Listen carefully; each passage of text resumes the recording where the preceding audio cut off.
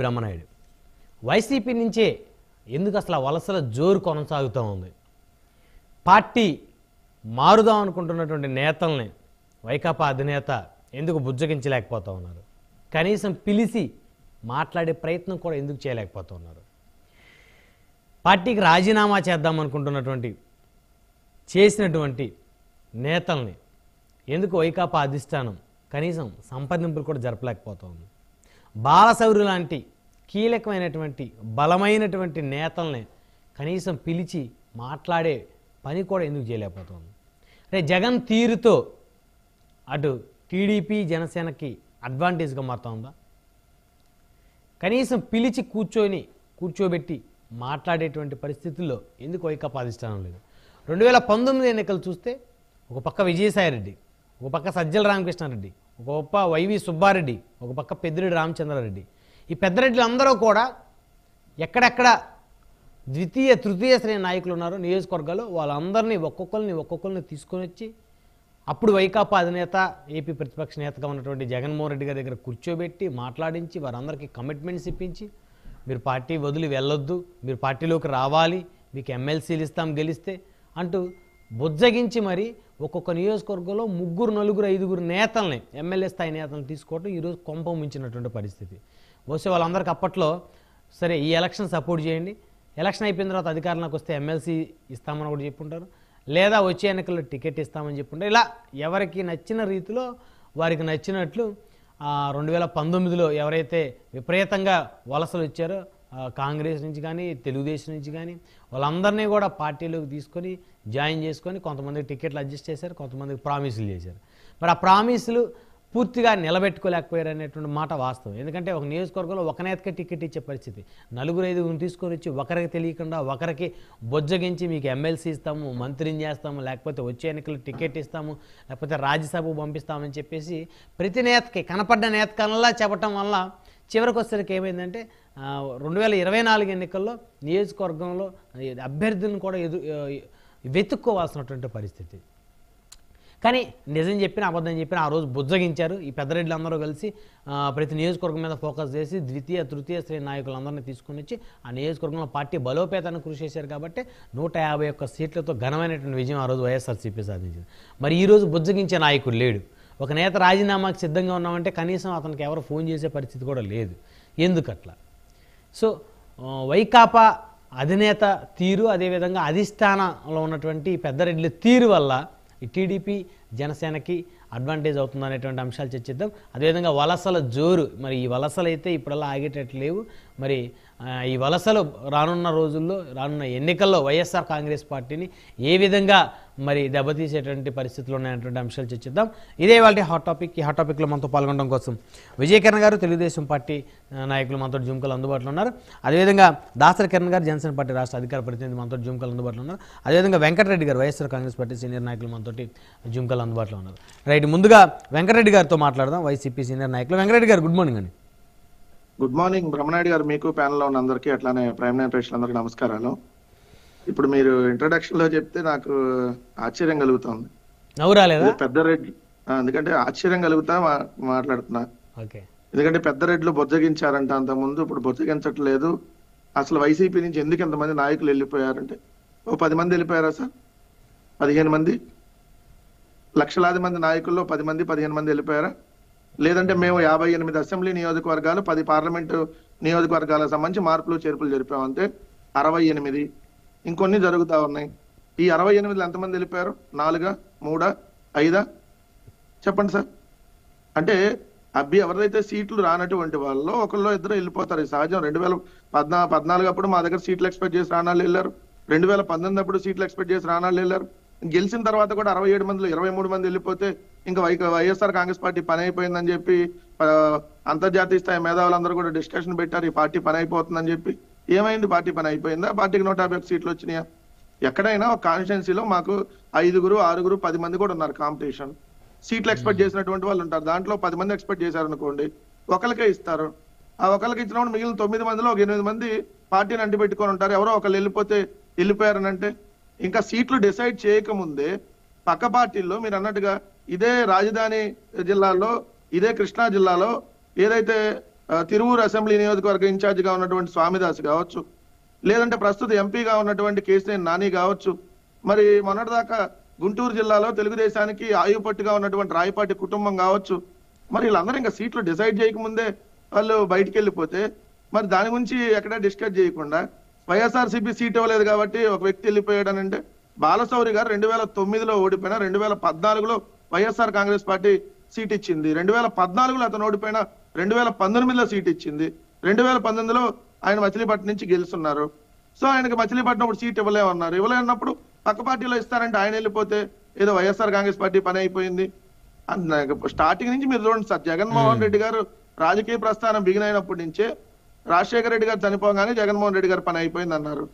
తర్వాత ఆయన ఎమ్మెల్యేగా విజయమ్మ గారు, ఎంపీగా జగన్మోహన్ రెడ్డి గారు రాజీనామా చేయగానే కాంగ్రెస్ పార్టీకి జగన్మోహన్ రెడ్డి గారి పని అయిపోయింది. ఇంకేంది సోనియా గాంధీని ఎదిరించాడు, అసలు బతికి బట్ట కట్టగలడా, ఆర్థికంగా రాజకీయంగా సమాధి అయిపోతాడని చెప్పి డిస్కషన్ పెట్టారు. కాబట్టి పాతయన్ని వీడియోలు చూడండి. ఏమైంది, జగన్మోహన్ రెడ్డి గారికి 5,43,000 ఓట్లతో గెలిచారు. ఆ రోజు చెప్పారు వివేకానంద రెడ్డి గారిని అవతల పోటీకి నిలబెట్టారు విజయమ్మ గారి మీద. ఏమైంది, ఇప్పుడు షర్మిల గారిని కూడా అలాగే నిలబెట్టబోతా ఉన్నారా? నిలబెట్టుకోండి సార్, ఏమైంది అంటే ఎవరున్నారు దీని వెనక? నిలబెట్టుకోమనండి. ఎవరున్నారంటారు ఈ షర్మిల గారిని పోటీకి నిలబెట్టడం వెనక? సార్ ఇప్పుడు రాజశేఖర రెడ్డి గారు ఆ 2 పత్రికల్లో నాకు వ్యతిరేకం అని చెప్పాడు, సాక్షాత్తు అసెంబ్లీ సాక్షిగా. ఆ 2 పత్రికల్లో నాకు వ్యతిరేకం, కాంగ్రెస్ పార్టీకి కూడా వ్యతిరేకంగా పనిచేస్తున్నాయి, నా కుటుంబాల్లో చిచ్చులు పెట్టే కార్యక్రమం చేస్తుంది అని చెప్పి స్వయంగా ఆయన అసెంబ్లీలో ప్రకటించినటువంటిది. మరి అదే పత్రికాధిపతి దగ్గరికి వెళ్ళి ఆయనేమో షర్మిల గారిని ఏకవచనంతో సంబోధిస్తాడు, ఆయన కాళ్ళ మీద కాలేసుకుని కూర్చుంటాడు అవతల యాంకరు. ఆయన ఇంటర్వ్యూలు మీకు తెలుసు బాగా ఏ విధంగా చేస్తాడో. ఆయన మాట్లాడుతున్నప్పుడు మరి ఆయన వర్షంలో వీళ్ళందరూ డైరెక్షన్ వెళ్తున్నప్పుడు ఎవరు వర్షంలో ఉందంటారు? నిన్నగాక మొన్న రేవంత్ రెడ్డి ముఖ్యమంత్రి అయినా కూడా అదే ఛానల్కి ఇంటర్వ్యూ ఇచ్చినప్పుడు ముఖ్యమంత్రి హోదాలో రేవంత్ రెడ్డి చెప్పింది ఏంటి, ఆమె మీ వాయిస్ మ్యూట్ లో పడింది, వెంకటరెడ్డి గారు ఒకసారి అన్మ్యూట్ చేయండి. ప్లాండ్ గానే షర్మిలను అక్కడికి పంపించారని చెప్పారు. 2 సంవత్సరాల క్రితం రఘురామ కృష్ణరాజు ఇంటర్వ్యూ చూడండి, అదే ఆంధ్రజ్యోతి దాంట్లో ఇచ్చింది. షర్మిల తెలంగాణలో పార్టీ పెట్టినా రేపొద్దున ఆంధ్రాకి వెళ్ళబోతుంది అని చెప్పారు. ఎట్లా పాజిబుల్ అయ్యింది? మే 21, 2023 అంటే 8 నెలల క్రితం దాదాపుగా ఇదే ఆంధ్రజ్యోతిలో ఆదివారం కొత్త పలుకులో రాసింది. ఎవరు? ఆంధ్రజ్యోతి రాధాకృష్ణ రాసింది. షర్మిల గారు ఏపీ పిసిసి బాధ్యతలు తీసుకోబోతున్నారని చెప్పి 8 నెలల క్రితం రాశాడు సార్. అప్పటికి ఇంక తెలంగాణ పాదయాత్ర కూడా చేస్తుంది, అప్పటికే రాశారు. మరి ఎట్లా ఇవన్నీ ఎవరున్నారనుకుంటారు వెనక్కి చెప్పండి. ఇన్ని రాజశేఖర రెడ్డి గారి బిడ్డ కదా, మీరందరూ రాజశేఖర రెడ్డి గారి బిడ్డ, రాజశేఖర రెడ్డి గారి కూతురు, నేను రాజశేఖర రెడ్డి గారి వారసత్వం, రాజశేఖర రెడ్డి గారు అన్న మాట అంటే నేను ఒప్పుకోను అన్నావా? ప్రకృతి తీసుకెళ్లిపోయింది, ఎవరినైనా ప్రకృతి ఇలానే తీసుకెళ్లిద్దని అవహేళనగా మాట్లాడితే మరి అదే కాంగ్రెస్ పార్టీ నాయకుడు కదా మాట్లాడింది, మన పక్క రాష్ట్ర నాయకుడే కదా. మరి ఎందుకు షర్మిల గారు ఇప్పటి వరకు ఖండించలా? ఇదే కాంగ్రెస్ పార్టీ ఎఫ్ఐఆర్ లో పేరు పెట్టినప్పుడు ఇదే షర్మిల గారే కదా మాట్లాడింది.